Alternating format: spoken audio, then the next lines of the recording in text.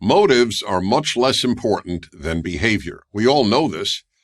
If someone has good intentions but treats people badly, those good intentions mean nothing. As it is with individuals, so it is with governments. Capitalism might sound less noble than communism. The individual pursues success to the best of his abilities. That's capitalism. Versus everyone shares everything equally. That's communism.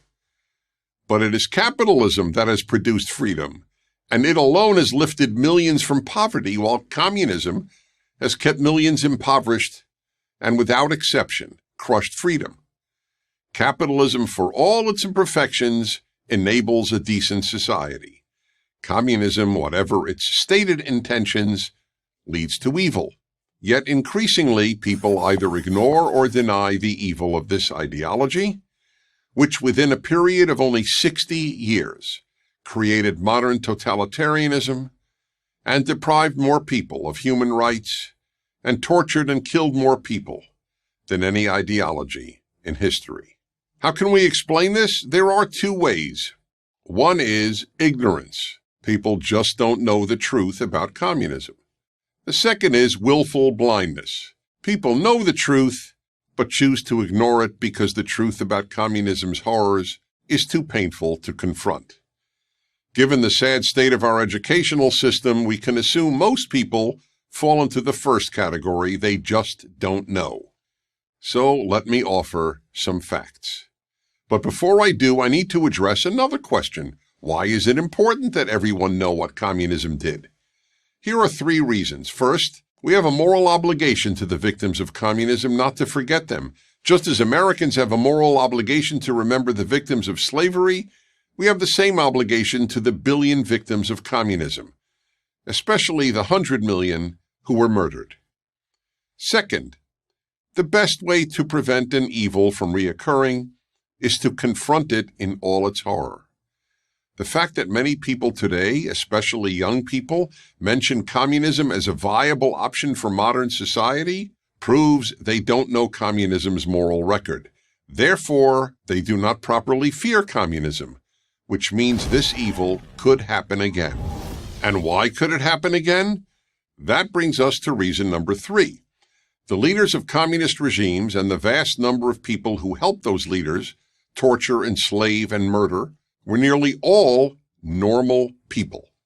Of course, some were psychopaths, but most were not, which means that any society, including free ones, can devolve into communism or some analogous evil. Now some facts, based on the authoritative Black Book of Communism, written by 6 French scholars and published in the United States by Harvard University Press. Here are the numbers of people murdered by communist regimes, not soldiers, ordinary civilians. Vietnam, 1 million. Eastern Europe, 1 million. Ethiopia, 1.5 million. North Korea, 2 million. Cambodia, 2 million. The Soviet Union, 20 million. China, 65 million. And the numbers are conservative. And of course, these numbers do not describe the suffering endured by hundreds of millions of people who were not murdered.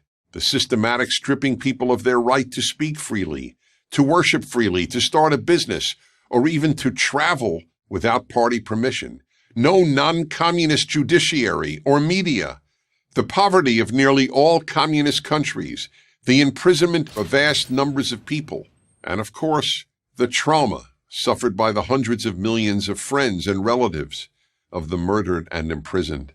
These numbers don't tell you about the frozen millions in the vast Soviet Siberian prison camp system known as the Gulag Archipelago, or the Vietnamese communists' routine practice of burying peasants alive to terrorize other peasants into supporting the communists, or Mao Zedong's regular use of hideous tortures to punish opponents and intimidate peasants.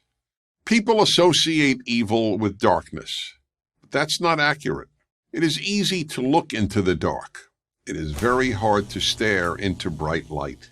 One should therefore associate evil with extreme brightness, given that people rarely look at real evil.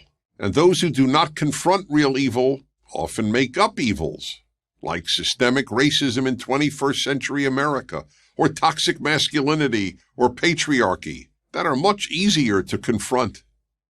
The book of Psalms states, "Those of you who love God must hate evil." If you don't believe in God, here's another way of putting it.